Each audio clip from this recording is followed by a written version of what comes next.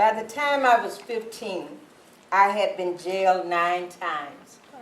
I was born in Selma, Alabama in the 50s. So begins the story of Lynda Blackmon Lowery, the youngest person to participate in a voting rights march from Selma to Montgomery in 1965. She wrote a book about her experience, turning 15 on the road to freedom. But her journey for civil rights began much earlier and was motivated by a painful experience at just 7 years old. When my mother died, I heard older people say, if she wasn't colored, she could have been saved. But the hospital was for whites only. My mother died as a result of her skin color. So racism hurt my family. It hurt me. Years later, when the civil rights movement came to her hometown of Selma and Miss Lowery heard Dr. Martin Luther King Jr. speak, she didn't quite understand the importance of voting rights. But his message still resonated because through it, she saw a way to fight the racism that had claimed her mother's life. Dr. King said you could get anybody to do anything with steady, loving confrontation. And I knew that's what I needed to do. I could change things and nobody else's mommy would die because of the color of her skin. Because I could do that steady, loving confrontation. So that's the goal and the road I set upon at that time at age 13. So that's why I became involved in the movement. You're to disperse, your orders to disperse, go home or go to your church. This march will not... Even at her young age, Miss Lowery knew the dangers ahead. So did her grandmother and father.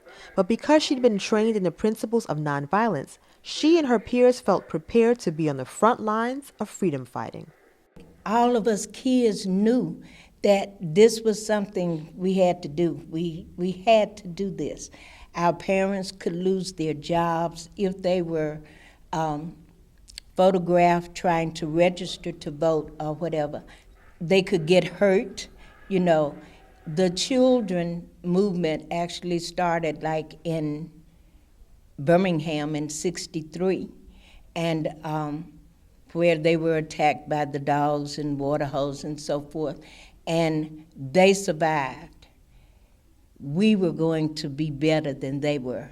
Miss Lowery and the other children participated in several marches a week and were jailed repeatedly. But it was the events of March 7, 1965, which came to be known as Bloody Sunday, that left Miss Lowery with lasting scars.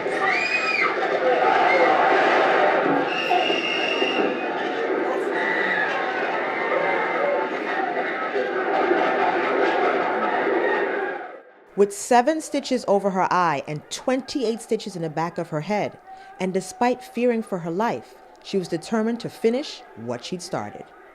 The next day, I heard that Dr. King was planning a march to Montgomery, the state capital. I wanted George Wallace to see my swollen face and my bandaged head. I wanted to let him know that he wasn't ever going to do that to me again, and no one else. That courage in the face of extreme adversity is what led Danny Simmons, co-founder of the Rush Philanthropic Arts Foundation, to partner with Miss Lowery to help bring her story directly to the teens his organization targets at a presentation in LIU's Cumble Theater. One of the things that Rush Philanthropic Arts Foundation is dedicated to is youth. And so her experiences as a young person will allow these people not only to see that they can make change through their personal expression through the arts, but that also they can make change through social activism and social expression. Today, one of the most visible social activist movements is Black Lives Matter. On that front, Miss Lowery has some words of advice. When you walk around with your hands up saying Black Lives Matter, let it matter every day. Don't let it just matter when somebody dies and CNN is filming. You have to continue. If you want somebody to continue to be with you, then use that steady love and confrontation. Continue. That's what we did. We didn't stop. Some students from the Young Women's Leadership School in Brooklyn were inspired by her message to never back down and not to give up. It was interesting to know that somebody who's actually around my age can actually make a difference, that some of us don't realize, and we should all realize that you can make change no matter what age you are, where you're from, or what you are in race, religion, or creed. The surprising thing I learned was that I could be successful in any way. When she told us that she did the march and she succeeded, that she made her dream come true, I felt that I could be successful too.